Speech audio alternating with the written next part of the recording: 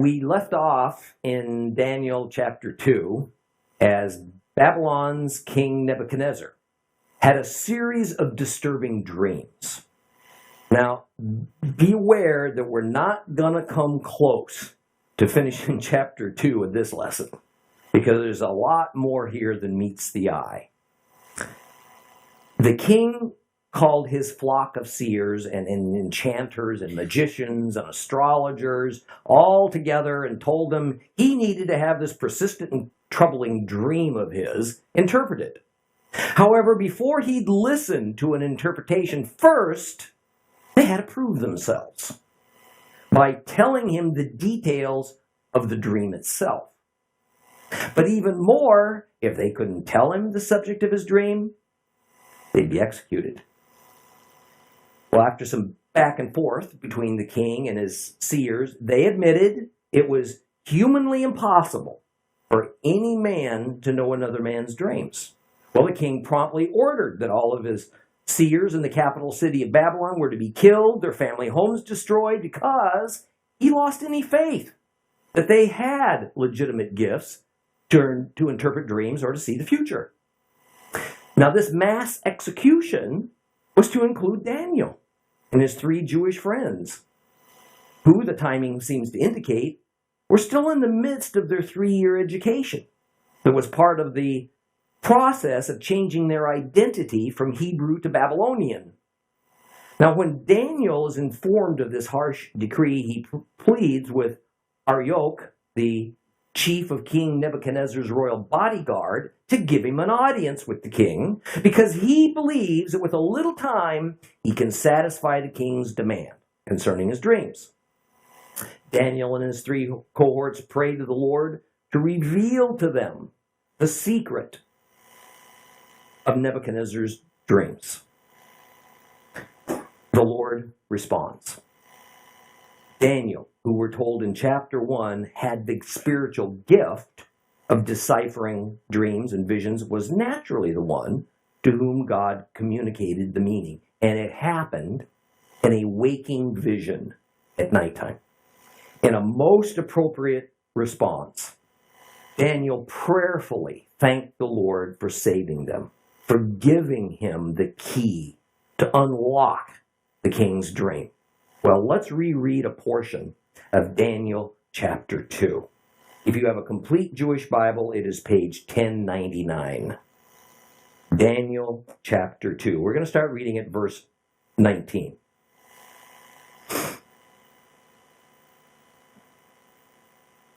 Then the secret was revealed to Daniel in a vision at night, and Daniel blessed the God of heaven in these words.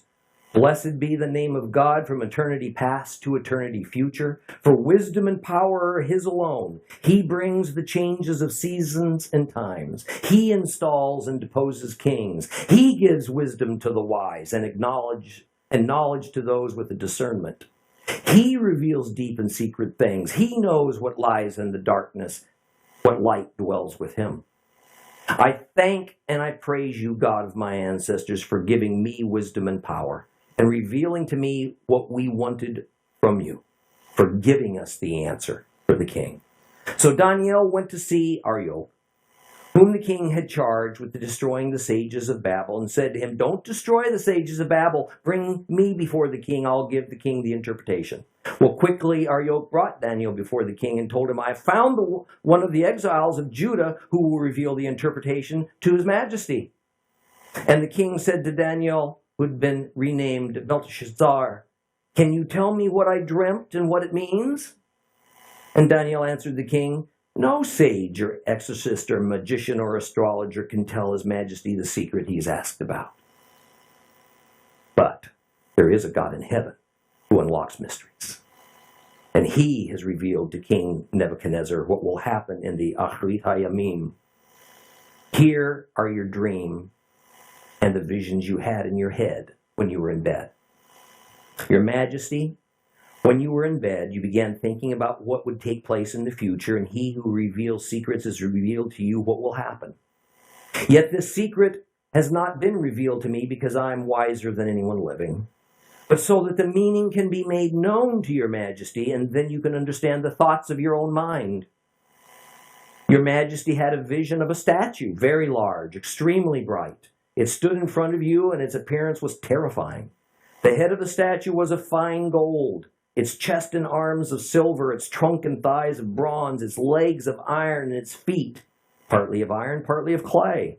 And as you watched, a stone separated itself without any human hand. It struck the statue on its feet made of iron and clay and broke them into pieces.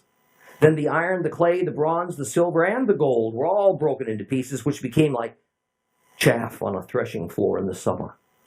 The wind blew them away without leaving a trace. But the stone which had struck the statue grew into a huge mountain, filled the whole earth. That is what you dreamt. Now we will give the king its interpretation. Your majesty, King of kings, to whom the God of heaven has given the kingdom, the power, the strength, and the glory, so that whenever people, wild animals, or birds in the air live, he has handed them over to you. He's enabled you to rule them all. You are the head of gold. But after you, another kingdom will rise, inferior to you. Then a third kingdom of bronze, which will rule the whole world. The fourth kingdom will be as strong as iron. Iron can break anything into pieces, pulverize it, crush it. So just as iron can crush anything, this kingdom will break the other kingdoms into pieces and crush them. Finally, you saw the feet and toes made partly of pottery clay, partly of iron. This will be a divided kingdom, yet it will have some of the firmness of iron, since you saw the iron mixed with the clay from the ground. Just as the toes of the feet were part iron and part clay, this kingdom will be partly strong and partly brittle. You saw the iron mixed with clay. That means that they will cement their alliances by intermarriages, but they won't stick together any more than iron blends with clay. In the days of those kings, the God of heaven will establish a kingdom that will never be destroyed. And that kingdom will not pass into the hands of another people. It will break to pieces and consume all those kingdoms, but it itself will stand forever, like the stone you saw, which, without human hands, separated itself from the mountain and broke to pieces the iron, the bronze, the clay, the silver, and the gold. The great God has revealed to the king what will come about in the future. The dream is true. Its interpretation is reliable. Then King Nebuchadnezzar fell on his face and worshipped Daniel. He ordered that a grain offering and an incense be offered to him. To Daniel, the king said, "Your God is indeed the God of God, the Lord of kings, a revealer of secrets, since you have been able to reveal this secret." The king promoted Daniel to a high rank, gave him many rich gifts, made him governor of the entire province of Babel, head of all the sages of Babel. At Daniel's request, the king put Shadrach, Meshach, and Abednego in charge of the affairs of the province of Babel, while Daniel remained in attendance to the king. What's important for us to know about this prayer of thanksgiving is that Daniel essentially acknowledges God's fundamental characteristics. He is an eternal God. He possesses all wisdom and power. He controls time. He brings on the seasons. He is the ultimate ruler over all human governments, anywhere, in every age. And he permits kings to reign, and he removes them from power at his will. The God of Israel, whose name is Jehovah, dispenses divine wisdom to the wise, heavenly knowledge to those who have discernment. But it's a given that true wisdom and discernment can only be bestowed upon a person by Jehovah. All others counterfeit. Verse 22 explains that God knows what is hidden in the darkness and that light dwells with him. The Aramaic word that is translated to English is chashok. Chashok, which in Hebrew is a word that we've discussed on numerous occasions, beginning with Genesis 1, and that word is choshek. And choshek isn't referring to the absence of visible light like nighttime. Rather, it's a word that means spiritual darkness. It has an evil tone to it. And thus the English word light in this passage more correctly refers to enlightenment. And so the verse is meant to connect with the previous one that speaks of knowledge and discernment. God knows what's happening in the physical sphere of evil that is inherent to man's evil inclination, and also in the spiritual sphere of evil that is Satan and his minions. And yet, whatever enlightenment exists in our universe or any other dimension emanates from the Lord. In fact, that enlightenment is intrinsic to his makeup and his nature. Daniel's prayer ends by him identifying with the God of Israel, who was also the God of Daniel's ancestors. And so once again, this weighty issue of identity is just thrust front and center. At this point now, we're going to detour for a few minutes. Another one of these famous detours into something that's anything but academic or trivial or frankly even easy to hear. Rather, it's in our time prophetic, and it's heading towards catastrophe. I want to begin by stating a God principle which it would behoove all Christians and Jews to embrace. We can only ascertain God's identity in the same way Daniel's outlined for us, by means of God's name and his inherent attributes. That's how we know God. And it might seem within Judeo-Christianity that discerning God's identity is a long-settled matter. And so to re-examine it has little bearing on modern Christianity or Judaism. But in fact, God's identity, and thus especially as believers who we identify with, has become muddled. God's identity has become muddled and compromised, even though most Christians and many Jews who occupy our synagogues and churches are unaware of it. Because of the resurgence of Islamic influence, especially in the Western world, there's this concerted effort, mostly by well-meaning Christians, to find a pathway to a middle ground in order to achieve peace with the Muslim world. One of the new focuses of Christian missionary work is now aimed, rightly so, at the more than 1 billion Muslims on our planet. And due to much failure to make very many converts, a new approach is underway that seems to be achieving better results. And that approach is to explain to Muslims that their God and the God of the Christians is the same God. And further, that their holy book, the Quran, is just as valid and just as worthy as is the Hebrew Scriptures and is the Christian Bible. Thus, Christians ought to feel free to learn the customs and the prayers of Muslims, join them in their mosques as they worship Allah all together, one voice, and that Muslims ought to reciprocate by joining Christians in churches and praying with believers. The so-called emergent church is quite open to this concept. Even a new term called Chrislam has been coined to identify this movement within Christianity. Now, I personally encountered this phenomenon well over a decade ago as I was working in an executive capacity at an evangelical megachurch. The pastor dropped a booklet on my desk. He asked me to review it and then tell him how many we needed to order.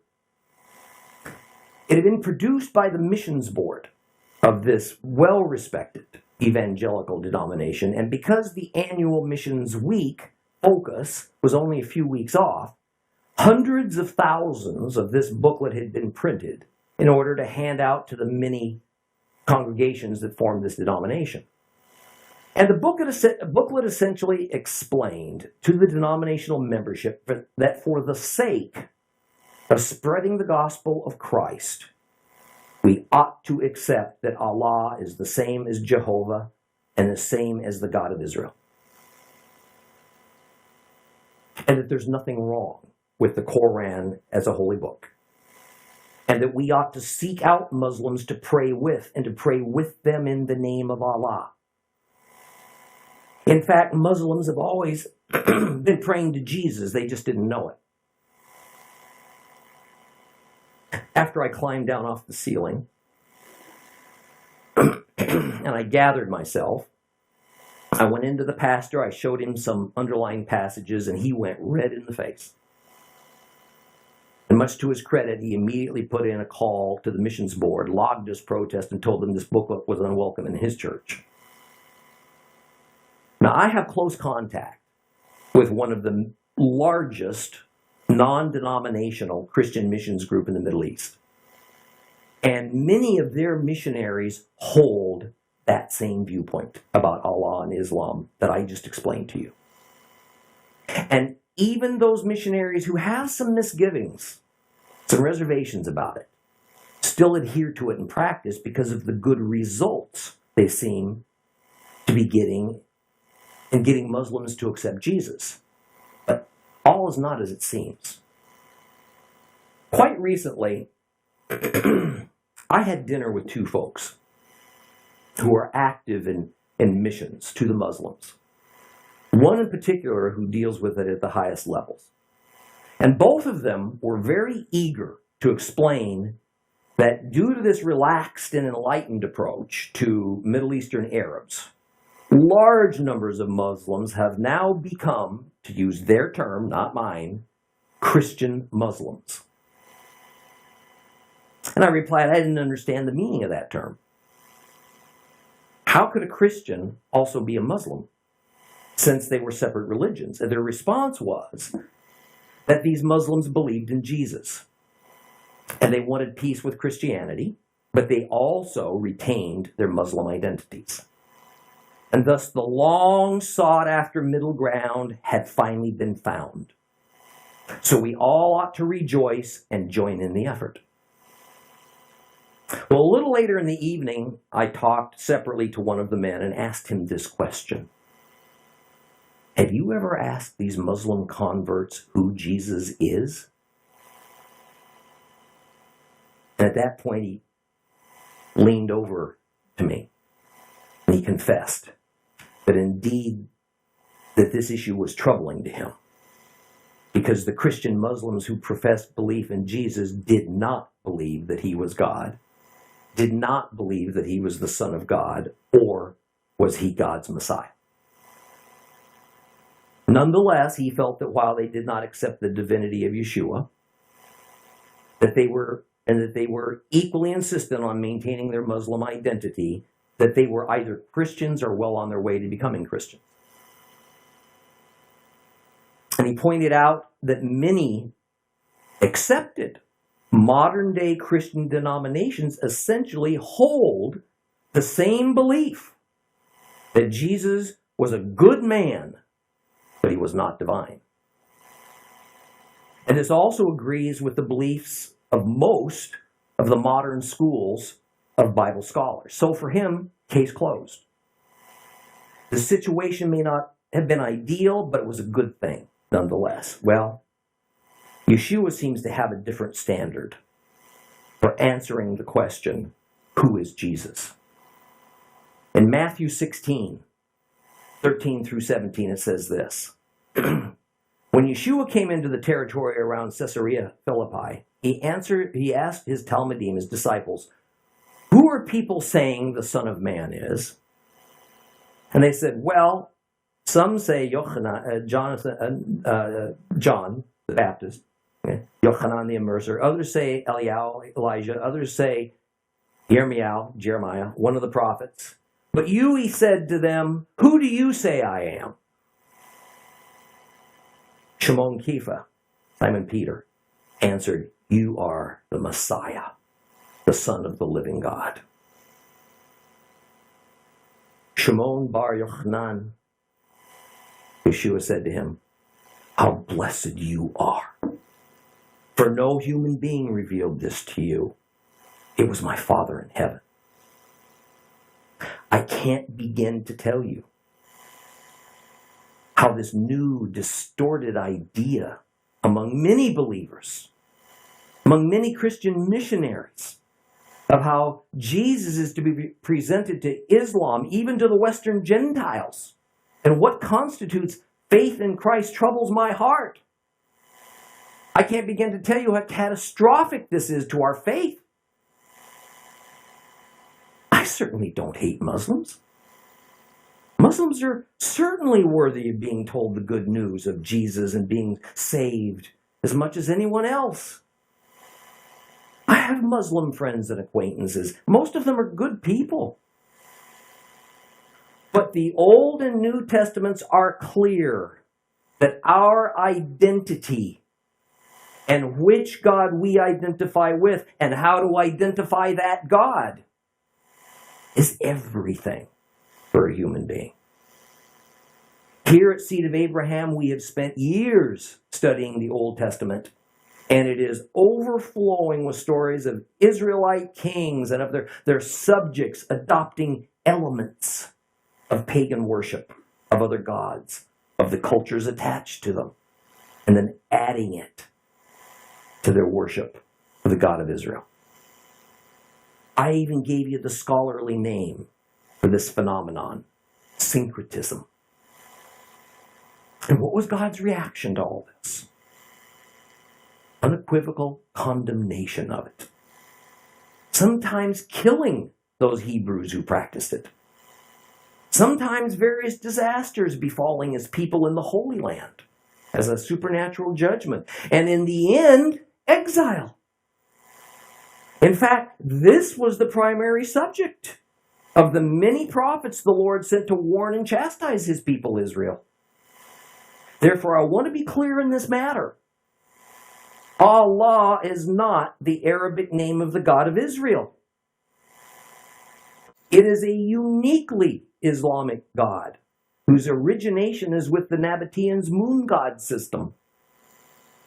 This isn't speculation, it's just historic fact.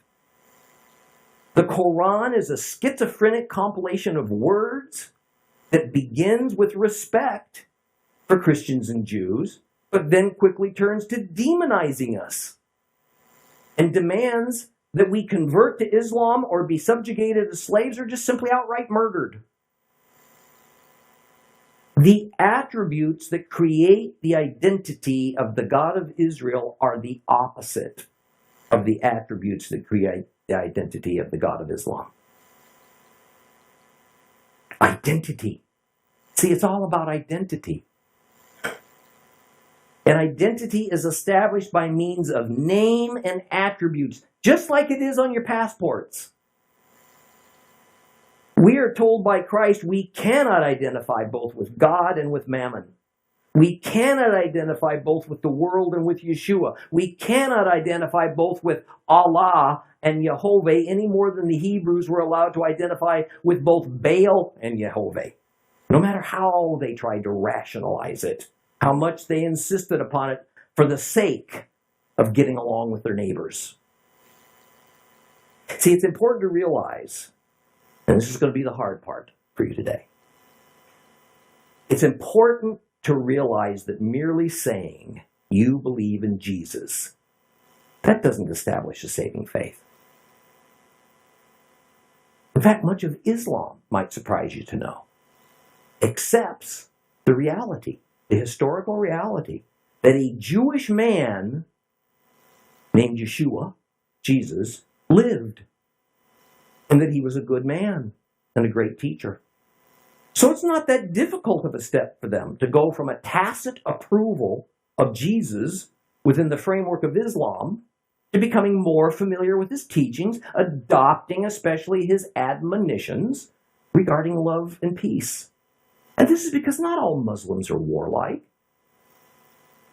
It is this peaceful aspect of Jesus that Christian Muslims are accepting, but they do not accept his divine nature or his ability to save.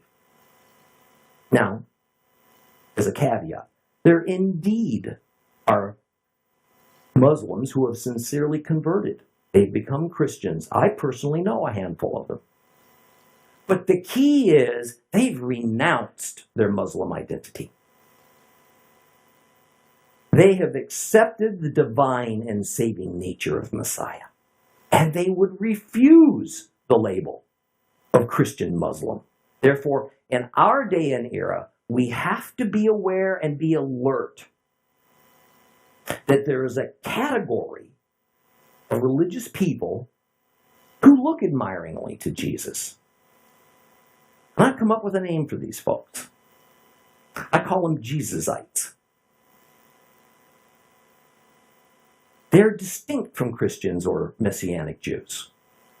And they need to be looked at as separate and apart. Jesusites are those who accept that a Hebrew man named Jesus, Yeshua, existed, that he was a great teacher, a great philosopher, who preached love and tolerance, and that if the whole world adopted his attitude and teachings, we'd have universal peace. He was essentially the Middle Eastern version of Gandhi. And just as Gandhi wasn't divine, neither was Jesus.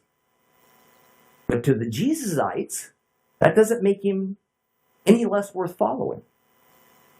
Now, sadly, in what we could loosely call the church today, we have several denominations that have let go of their Christianity, or new ones have arisen, and instead they've become Jesusites.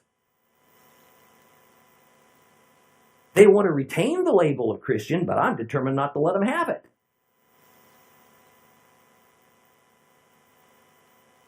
Jesusites may be good people. And they're indeed no better teacher to look to than Jesus. But they're not saved. They don't have the Holy Spirit in them.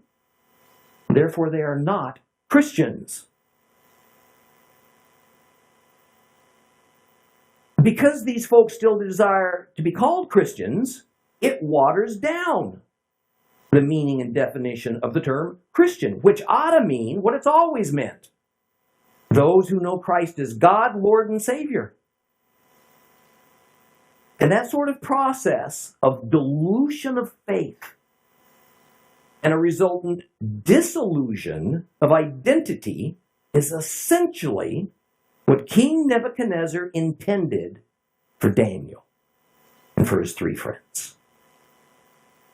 But Daniel refused to succumb to it. And his prayer reestablishes that he remains faithful to the God of Israel, who Daniel identifies by means of his incomparable name, attributes, character, and nature. Because outside of this, there is no other means of identification. Daniel was brought before the king. And the king asked him the same question he did to his Chaldean seers. Can you tell me what I dreamt? And interestingly, in verse 27, Daniel gives Nebuchadnezzar an answer similar to what the seers had given the king. No human being, he says, can do that. Nobody. Not even those who possess the knowledge of the Chaldean black arts can tell the king the secrets of his dream. However, there is a God in heaven who can. And so despite the fact that Daniel's nothing special, he's no magician, he's no sorcerer, God's chosen to reveal to him what it is that the king dreamt and the meaning of it so that the king could understand it. What Jehovah revealed to Daniel is that the dream was all about the Acharit Yomaya, which is Aramaic. It's the same as the Hebrew Acharit Hayamim. A literal translation of those words, in either language, would be in the latter part of the days. Or, more familiar to us, the latter days. So what does that term mean? What's it referring to? Well, first, obviously this is referring to a time in the future, from when the words were uttered. Second, it's a concept that is entirely Hebrew.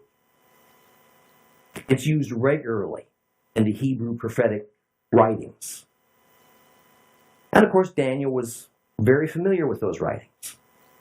So whatever the Gentile king Nebuchadnezzar might have taken all that to mean, we're to understand it the same way that all previous Hebrew writers and Daniel intended it. It is referring to some future time in which God will be dealing with the human race, and it includes the involvement of the Hebrew Messiah. That's the latter days. Put another way, the phrase, Achrit Hayamim, lifted out of context and standing alone, then is only referring to some undefined future time, any future time. But in the Bible, when you take it in context, the phrase is in reference to a messianic kingdom, even if the initial manifestation of a specific latter days prophecy might not be in messianic times, such as Jacob prophesying the outcome of the 12 tribes in Genesis 49. But instead, a later manifestation of that prophecy will involve the Messiah. As an illustration, think of the coming of Yeshua around 30 AD. He accomplished part of his prophesied mission, but the fulfillment of the remainder of the prophecies concerning Messiah only happens after his second coming. And of course, that's yet future for us. So here's an important, but I admit a bit complicated principle concerning prophecies of the latter days. For the people who were alive before Messiah came the first time, these people that lived in this range,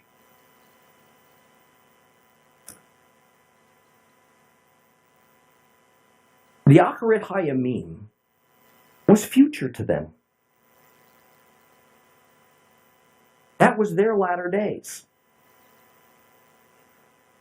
For them, Yeshua's first coming would be the latter days they were looking forward to.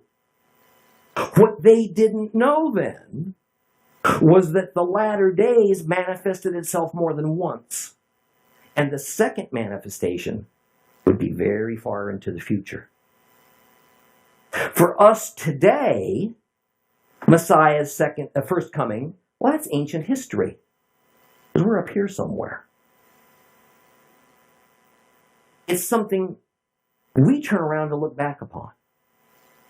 So the latter days for us means when Yeshua comes the second time. Thus, in the Bible, there is a first latter days, and there's a second latter days. The first latter days has come and gone. The second latter days is yet to arrive. Both are fully valid. But as of now, only one of them has occurred. Well, now that your head is properly swimming, let's move on to verse 31, where Daniel begins to tell the king the dream he had dreamt. The king saw an enormous statue that was made out of shiny metal. And for some unexplained reason, the sight of that statue brought on a feeling of fear within the king. So the statue was called Terrible. It was the image of a man. The head was made of gold, the chest and arms were made of silver, the belly and thighs of bronze, its legs were made of iron, and feet and toes were made partly of iron, partly of clay. But then, something else that was mysterious and terrifying happened. A great stone struck that statue at its feet. It caused the statue to break into many pieces, which were so small that they blew away in the wind, the same way that chaff does in the winnowing process. This stone had been quarried, we're told, without the work of humans and tools. In other words, the stone appeared supernaturally. But even more, after smashing that statue, the stone grew. And it grew into a huge mountain that engulfed the entire planet. Now, this statue in the dream was only an image. It was not an idol. It was not menacing. It was not alive, and it did not move.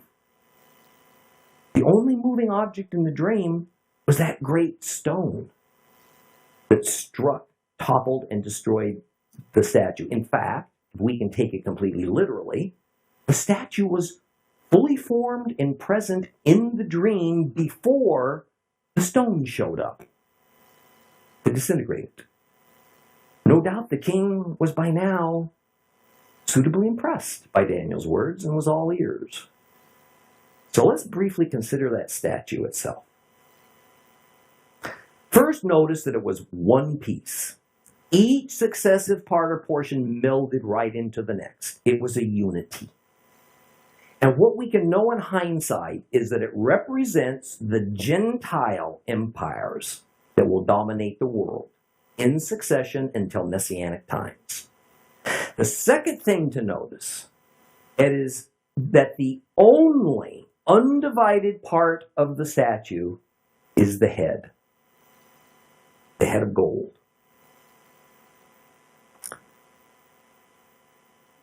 The head, in other words, is a unified whole. But beginning with the silver chest and the arms, the statue becomes divided, so to speak. Or perhaps better, it becomes an amalgam of parts. That is, two separate arms are joined together by the chest. The same occurs with the bronze belly. That is, the joining point of the hips and the thighs, and then with the iron legs, we have two separate parts that don't really seem to have a clear joining point, and yet they work together. The feet are different yet, in that they're a mixture of iron and clay. Thus, some scholars have argued that what's pictured is a statue consisting of 5 parts and not 4. But as we move along in Daniel, we'll see that the clear intent of Daniel was to describe a statue consisting of 4 parts and not 5. Now, something else we ought to notice. The hardness of the metals increase as we go from head to feet. Gold is the softest, silver next, then bronze, finally iron. Further, the specific gravity, in other words, the weight, the mass of each metal that's used decreases in succession from head to foot. Gold is heavier than silver. Silver is heavier than gold, which is heavier than bronze, which is heavier than iron. Even the value of the metals decreases as we move from gold to silver to bronze to iron. So there's obvious symbolism here, not only in the metals chosen, but in what order they're stacked that we're going to, in time, consider. So next in verse 36, Daniel says that now that he has told the king the dream, he's going to interpret it for him. Now, Daniel's speech begins with a preamble that sounds as though it's just the customary flowery compliments that are usually heaped upon a potentate of Nebuchadnezzar's high position. However, that would be wrong if we concluded that. Essentially, Daniel is only confirming that a prophecy from many years earlier had come to pass. In verses 37 and 38, we hear Daniel saying that Nebuchadnezzar is the King of Kings, and to him has been given the kingdom, the power, the strength, and the glory. Let's dispel a common misperception here. Nebuchadnezzar was anything but evil in God's eyes. He was not looked upon as a wanton barbarian who ruthlessly and wickedly harmed the Hebrews. Jehovah had raised him up, had given him great honor, had awarded him with tremendous power. Part of the purpose of that power was to be used as God's means to appropriately punish his people for their syncretism, their unfaithfulness, and their idolatry. God was well pleased with the king and says this about him in Jeremiah 43:10. Tell them, this is what Adonai Sebaot, the king of Israel, says, I will summon Nebuchadnezzar, the king of Babel. He's my servant. Take him Set him on his throne. These stones I have laid here. He will come and spread his royal canopy over them. But then Daniel 2:38 goes on to say that wherever people dwell on earth, the animals and the birds have also been handed over to him. God has given dominion over the earth's creatures to Nebuchadnezzar. Does that have a familiar ring to it? Well, it ought to. Genesis 1:28. God blessed them. And God said to them, be fruitful, multiply, fill the earth and subdue it. Rule over the fishes in the sea, the birds in the air, every living creature that crawls on the earth.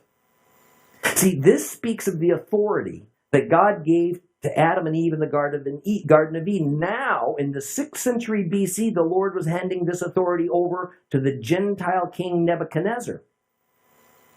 But this ought not come as a surprise to us.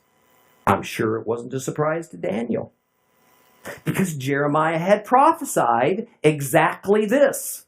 In Jeremiah 27, 1-7, it says this. At the beginning of the reign of Jehoiakim, the son of Yoshiel, the king of Judah, this word came to Jeremiah from Adonai. Adonai says this to me, make yourself a yoke of straps and crossbars and put it on your neck. Send similar yokes to the kings of Edom, Moab, and the people of Ammon, Zor, and Sidon by means of the envoys they send to Jerusalem and to Zedekiah, king of Judah. Give them this message for their masters by telling their envoys that Adonai Sabaoth, the God of Israel, says for them to tell this to their masters. I made the earth, humankind, and the animals in the earth by my great power and my outstretched arm, and I'll give it to whom it seems right to me. For now, I have given it over. I've given all these lands to my servant Nebuchadnezzar, the king of Babel. I will also have given him the wild animals to serve him. And the nations will serve him and his son and his grandson until his own country gets its turn. At which time many nations and great kings will make him their slave. And for good measure, to Jeremiah, the Lord emphasizes in chapter 28 his intentions. In 28:14, for here is what Adonai Sabaoth, the God of Israel, says, I have put a yoke of iron on the necks of all these nations so that they can serve Nebuchadnezzar, king of Babel, and they will serve him, and I've given him the wild animals too. So, we can just forget any notion of Daniel just flattering King Nebuchadnezzar or of the king of Babylon as being comparable to, let's say, Egypt's Pharaoh of the Exodus. Essentially, Daniel is merely acknowledging that what God said he'd do, he did. But notice in Jeremiah 27:7 that this God-ordained dominion is only to last 3 generations. Nebuchadnezzar, his son, and his grandson. After Nebuchadnezzar's dynasty is ended, God's wrath will turn from his own people to Babylon. Not because Nebuchadnezzar and his offspring were seen by God as evil, or that God had held off on his judgment, but rather because with the kings that followed Nebuchadnezzar and his royal descendants, Babylon ceased being reasonably accommodating to God's people. They ceased serving God's purposes, even though they didn't fully realize the fruits of their actions. In physical reality, did Nebuchadnezzar actually have dominion over the whole planet? No, only over a vast area of the Middle East that was the center of early civilization. But he did hold sway over the known world of people of that day. Yet whatever additional nations Nebuchadnezzar might have decided to conquer would indeed have become his, with the Lord's blessing. Next time, we'll carefully begin to dissect the meaning that Daniel assigns to the statue, to each of its parts. Please rise. you.